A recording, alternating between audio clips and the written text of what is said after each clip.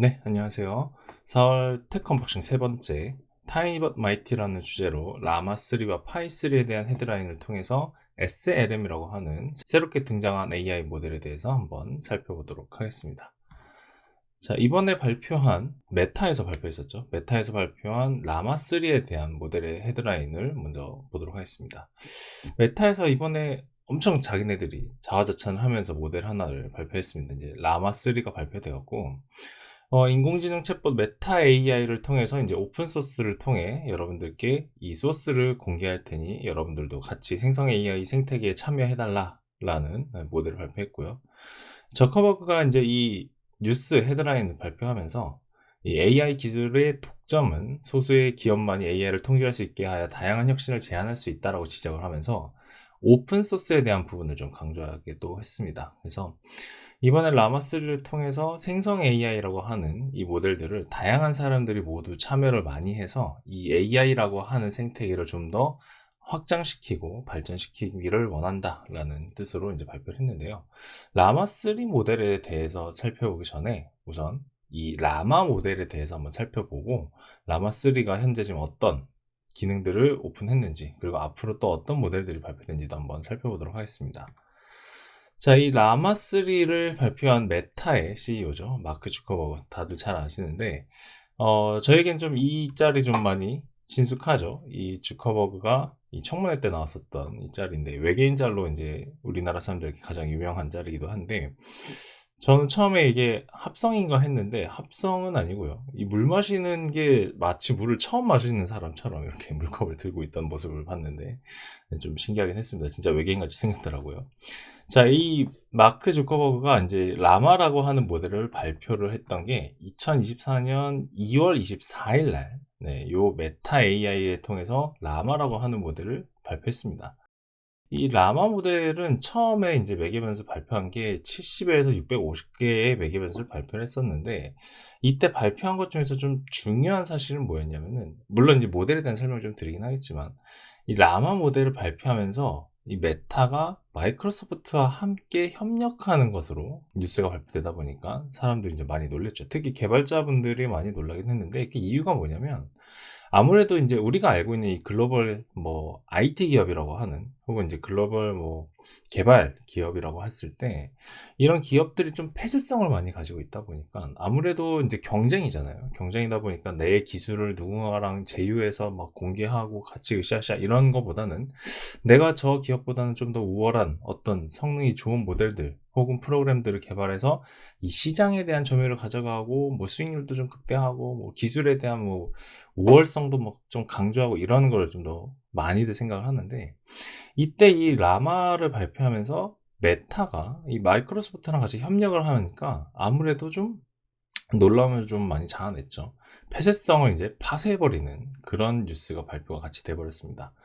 자, 그래서 이때 당시에 이제 마이크로소프트는 이제 CEO가 좀 교체되고 교체되면서 이 전략 자체가 이제 클라우딩 컴퓨팅으로 좀 전환을 하면서 깃허브로 인수를 하면서 이 클라우딩이라고 하는 부분, 클라우드 서비스라고 하는 쪽으로 조금 집중을 하고 있었던 그 시기에 메타와 함께 협력을 하게 됩니다. 네, 이거는 좀 시기적인 상황이었고, 일단 이 라마를 발표하면서 메타와 마이크로소프트가 협력인 관계를 통해서 뭔가 좀 새로운 생태계를 구축해 보겠다. 이렇게 발표가 됐던 거죠. 근데 사실 이 메타에서 발표한 라마 같은 경우는 파라미터의 개수가 초창기에는 라마 1 버전일 때 파라미터 개수가 그렇게 높진 않았습니다. 70억에서 650억, 이것도 많긴 한데요. 사실 이제 많다라고 느끼는 거는 우리가 봤을 때 수치상에 그렇긴 하지만 메타에서 발표했던 그 시기에 이 지도를 좀 살펴보면 이게 이제 타임라인입니다. 이 생성 AI라고 하는 타임라인들 우리가 모르는 막 서비스들도 많죠. 기업들이 막 발표한 엄청나게 많은 다양한 서비스들이 있는데 타이밍상으로 봤을 때는 우리가 가장 잘 알고 있는 챗GPT죠. 이 GPT라고 하는 친구가 2020년에 발표가 된 시점에서 챗GPT가 등장했던 시점이 딱 라마가 발표하기 전보다 조금 앞섰습니다. 근데 이 챗GPT가 등장했을 때가 GPT 3.5 터보를 장착을 하고 있을 때였고 파라미터의 개수가 지난 시간에 저희가 이제 지난 언박싱 때 이 GPT라고 하는 친구가 가지고 있는 파라미터의 개수가 이미 70억 개를 넘어가고 있었던 타이밍이었죠. 그러다 보니까 아무래도 메타에서 발표한 이 개수가 좀 많지는 않은 것 같은데 이런 느낌도 들기도 했는데, 사실 이제 메타의 입장으로 생각했을 때는 이것도 충분히 우리가 성능을 구현하는 데 있어서는 많은 파라미터, 많은 연산들을 다 한 것이다 라고 얘기를 한 거죠. 사실 메타 같은 경우는 이 라마를 발표하기 전에 조금 묻힌 모델이 좀 있었습니다. 당시에는 이제 개발자분들은 좀 아실 수도 있긴 하겠지만, 좀 유명했던 모델 중에 하나가 뭐였냐면은 이 메타에서 발표했던 NLLB라고 하는 요 모델이 사실은 조금 이 우리가 알고 있는 기계 번역이라고 하는 분야죠. 이 NLLB라고 하는 거는 No Language Left Behind라고 해서 멀티 랭귀지에 대한 부분을 이제 번역을 한다든지 문서를 작성한다든지 하는 형태의 AI를 이제 만들었던 건데, 사실 이 모델이 좀 묻혀버렸죠. 누구 때문에? 이 챗 GPT 때문에 좀 묻혀버렸습니다. 그러다 보니까 이제 메타도 좀 이거는 좀 약간 이런 느낌도 들면서 우리도 좀 뭔가 이 혁신적인 모델이라는 걸 좀 발표를 해서 좀 그래도 관심도 좀 받고 기술도 좀 발전하면 좋겠는데 했을 때 이 라마 모델이 이제 등장을 했던 거고, 근데 또 라마가 또 묻힌 게 타이밍이 참 야속해요. 이 라마가 등장했을 때 누가 등장했냐면 바로 GPT-4가 등장을 해버립니다. 물론 이제 GPT 같은 경우는 아시다시피 이제 마이크로소프트가 오픈 AI에 투자하고 해서 개발했던 이런 AI 모델이긴 한데, 이 챗 GPT 자체가 너무 혁신적이었던 거죠. 아무래도 이제 프롬프트 형식의 이 AI에 대한 기술로 이제 등장을 하다 보니까 상당히 혁신적이었는데, 그래서 이제 라마라고 이제 메타에서 우리도 AI 만들었습니다 하고, 구글도 그때 당시에 이제 바드 있고 딱 했는데, 공교롭게도 GPT-4가 딱 등장하면서 모두 다 그냥 묻혀버립니다.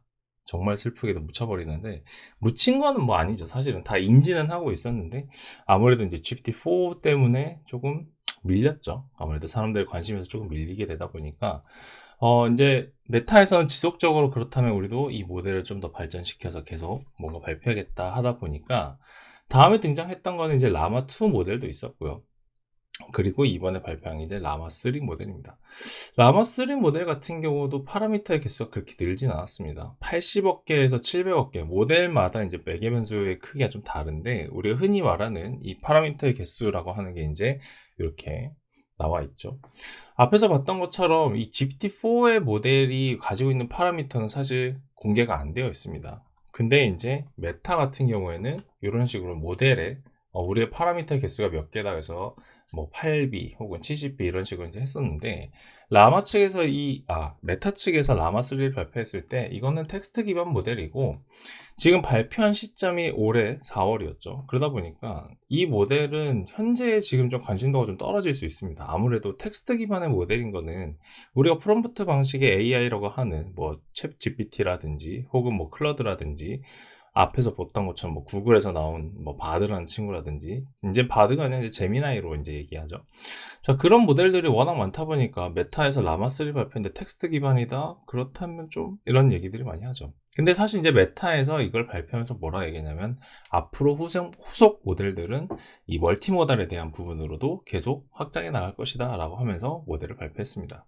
지금 이 메타에서 발표한 모델에서 가장 큰 파라미터 개수가 이제 400B입니다. 4천억 개 정도의 파라미터를 통해서 이 AI를 학습시킨 모델을 이제 오픈할 거다라고 한 겁니다. 이 라마3 뿐만 아니라 이 메타에서 발표했던 이 라마 모델들은 전부 오픈소스로 공개가 되어 있고요. 그래서 이제 개발자분들께서 뭔가 AI 기술을 쓰고 싶다 했을 때 이 라마가 이제 환영을 받는 이유 중에 하나가 오픈소스다 보니까, 이걸 파인 튜닝해서 뭔가 내가 구현하고 싶은 서비스를 쉽게 구현할 수 있다. 물론 쉽진 않습니다. 쉽진 않은데 구현할 수 있게끔 열어줬다라는 부분이 가장 기대가 되는 거죠.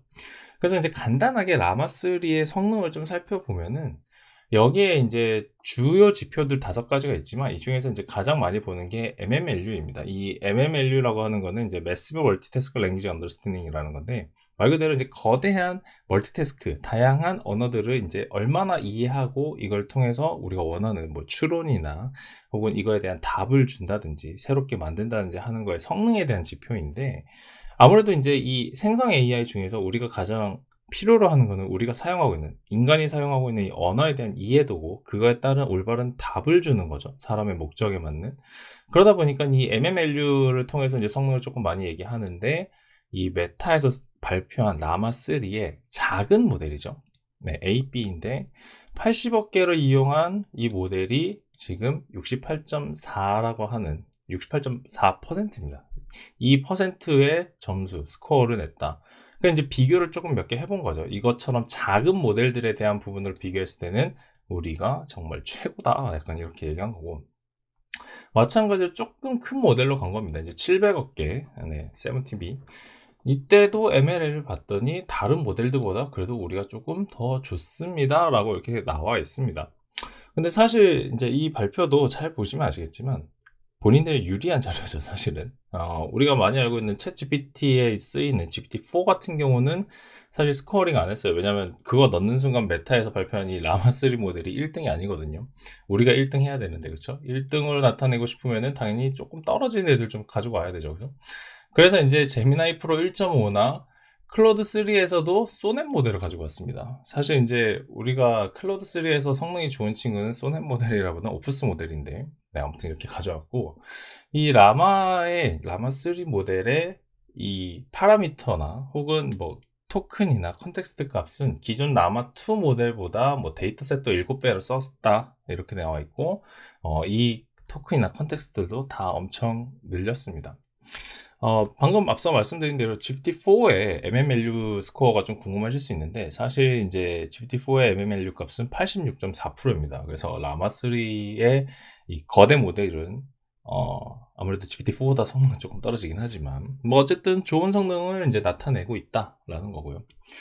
자, 그래서 이제 이거를 비교하는 것들을 이제 쭉 이렇게 가져서 보면, 사실 저 수치로 보면 잘 모르겠으니까, 그래서 이제 이 인스트럭트 모델에 대한 부분인데, 이게 전부 다 메타에서 발표한 자료입니다. 보시면 비교 모델들이 조금 그렇죠. 보시다시피 뭐 클라우드 소넷이나 뭐 미스트럴 미디움은 사실 저도 요때 처음 봤는데, 네, 이렇게 나와 있고, 비교 대상으로 가장 많이 잡는 친구가 아무래도 이제 GPT죠. GPT. 그리고 본인들의 이전 모델인 라마2 모델을 가지고 비교를 했을 때, 지금 윈레이트로 나타났습니다. 그랬더니 우리께 뭐 GPT 3.5를 기준으로 했을 때 63.2%, 기존 모델보다 63.7% 이렇게 나타났다. 그래서 이 모델이 정말 최고입니다. 그리고 이 모델은 무료로 배포한다라는 거죠.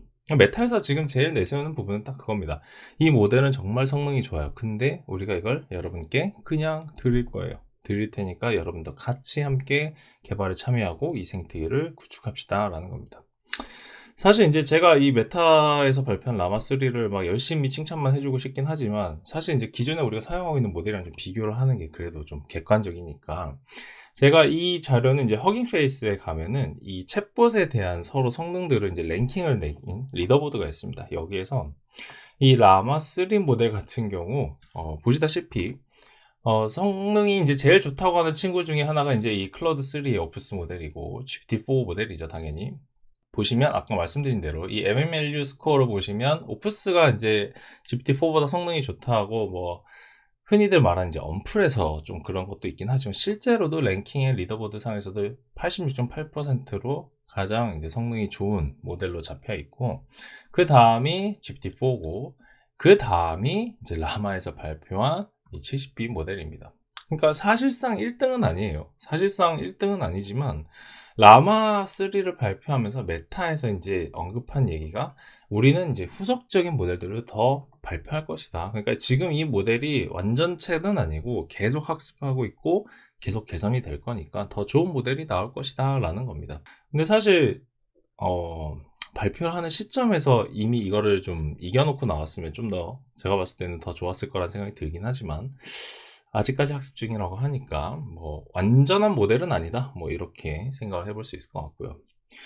자, 라마3가 발표된 이 시점에서 마이크로소프트에서도 하나 발표한 자료가 있습니다. 네, 역시 헤드라인 보면서 먼저 말씀드릴 텐데, 사실 이제 마이크로소프트도 오픈 AI에 투자를 하긴 했지만 본인들의 AI들을 개발하고 있었습니다. 그 중에서 이번에 발표한 모델이 이제 파이3라고 하는 모델입니다.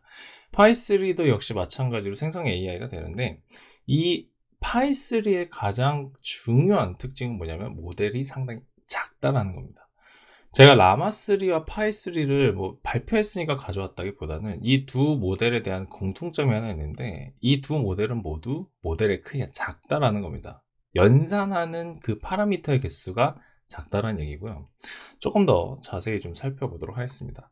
이 파이라고 하는 모델은 사실 이제 마이크로소프트에서 언제 이제 개발됐냐면은, 이분이 이제 마이크로소프트 CEO의 이제 사티아 나델라라는 분인데, 이분이 이제 전환했을 때가 클라우드로 이제 전환하고 있던 그 사업적 전략을 이제 바꿨던 타이밍이긴 합니다. 이분이 들어오시고 나서 기터브 인수하고 클라우딩 소시로 가고 애저 좀 더 살려보자 막 이렇게 가고 있었던 건데, 이 MS에서 발표했던 AI가 사실 타이밍이 언제였냐면은 2023년 12월 12일 날 파이2를 발표를 했었습니다. 그런데 파이2도 마찬가지로 라마 모델처럼 조금 밀려버렸죠. 아무래도 이제 GPT한테 좀 밀렸는데, 이 파이2의 특징도 뭐였냐면 작은 모델이었다는 겁니다. 파라미터 기술이 상당히 작았는데, 네, 파이2가 발표되기 전에 이제 파이 1, 파이 1.5 뭐 이렇게도 있었습니다. 파이 1, 파이 1.5도 있었는데, 이때 파라미터의 개수도 13억 개 정도밖에 안 됐습니다.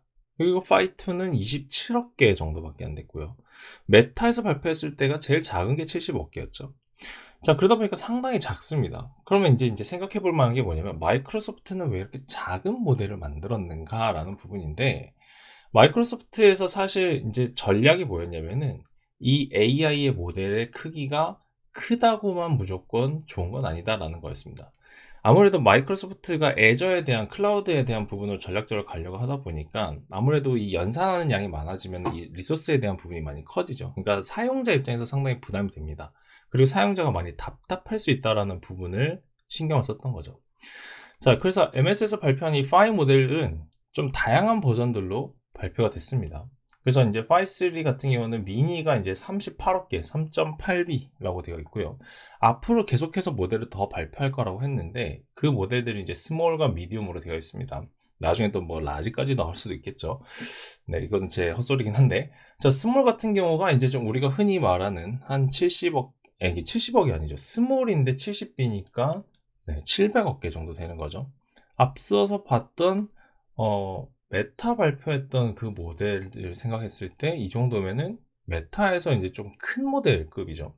근데 미디움이 140B, 그러니까 1400억 개의 파라미터. 이것도 상당히 큰 겁니다. 자, 그러니까 마이크로소프트는 사실 우리도 크게 만들 수 있는데, 근데 우리는 이번에 발표한 게 이제 미니 버전이다. 파라미터의 개수가 38억 개밖에 안 된다. 근데 이제 이 이유가 뭐냐면, 리소스가 제한된 조직에서 쉽게 액세스하고 사용할 수 있도록 이 모델을 만든 것이다 라는 겁니다. 좀 이제 비교하는 값으로 가져온 게 뭐냐면, 이거 같은 경우는 이제 퀄리티와 이 파라미터의 약간 이제 상관관계에 대한 부분으로 가져온 겁니다. 이 마이크로소프트가 가져가고 있는 AI의 전략이 뭐냐면, 우리는 LLM보다 SLM 쪽으로 조금 더 집중할 거다라는 겁니다. 스몰 랭귀지 모델이라는 거죠. 자, 그래서 이 이유가 뭐냐면, 사실상 우리가 모델을 좀 만들어 봤는데, 이 정도 되는 작은 수의 파라미터, 작은 양의 연산으로도 이 정도의 퀄리티는 나온다라는 겁니다. 스몰 모델 올라갔더니 역시 한 이 정도 나오고, 미디움 가도 크게 뭐 이 갭이 엄청 크거나 하진 않다라는 거죠. 그러니까 마이크로소프트 입장에서는 작은 모델을 좀 더 견고하게, 정교하게 만들어서 이걸 가지고 사용할 수 있게, 연산도 빨리 처리하고 결과도 빨리빨리 나올 수 있게끔 하고, 리소스가 제한된 상황에서도 이 모델을 씀으로써 더 쉽게 사용할 수 있도록 하면 좋을 것 같다라는 전략으로 이렇게 모델을 개발하고 발표한 겁니다. 자, 그래서 이 마이크로소프트에서 이 전략이 뭐냐면, 이게 본인들의 핵심 철학인 거예요. 그래서 우리가 보게 될 거는 이제 소규모로 전환하는 것이 아니라, 이 단일 모델 범주 내에서 거기 자신에게 가장 적합한 모델이 무엇인지 결정할 수 있는 모델의 포트폴리오가 필요하다라는 겁니다. 포트폴리오를 만들려고 할 때 이 모델들이 더 다양해야지 좀 더 사용자 입장에서 우리한테 적합한 모델이 무엇이고 그걸 가지고 빨리빨리 사용하고 빨리빨리 개발할 수 있게끔 해야 된다. 우리는 그 시장을 만들어 갈 것이고 사용자는 앞으로 그것을 더 필요로 할 것이다 라고 마이크로소프트 입장에서는 생각을 한다라는 거죠. 그래서 이번에 발표한 이 모델들 같은 경우, 라마3와 이 파이3 모델들은 전부 다 좀 소규모 파라미터의 개수로 만들어서 발표한 모델들입니다. 기존에 있던 모델들이 사실 뭐 약간 비슷한 수치들이긴 합니다. 파라미터의 개수가 사실 뭐 몇억 개라기보다 거의 다 몇십억으로부터 출발해서 몇백억 개, 몇천억 개까지 이렇게 가는 건데, 이게 이제 점점 파라미터 개수를 줄여가고 대신 이 응답 속도와 정확도를 더 빨리 높게 하는 것이 중점적인 거라는 거죠. 그래서 라마3와 이 파이3, 그래서 메타와 마이크로소프트의 입장은 이 라지 랭귀지 모델보다는 스몰 랭귀지 모델로 가서 모델은 작게 하고 좀 더 빠른 성능이 나타나는 그런 형태로 앞으로 나아갔으면 한다라는 그런 시장을 만들어가고, 그리고 그런 시장을 소비자가 원할 것이다 라고 예측하고 만들어 간다라는 거죠. 물론 이제 이렇게 되는 시장에서 다양한 기업들이 역시 마찬가지로 다양한 모델들을 발표하고 있습니다. 뭐 애플 같은 경우는 사실 이제 예전에 여러 기업들과 막 협의를 했었는데, 이 애플 같은 경우는 이제 오픈AI랑 다시 협상 뭐 논의한다고 하고요.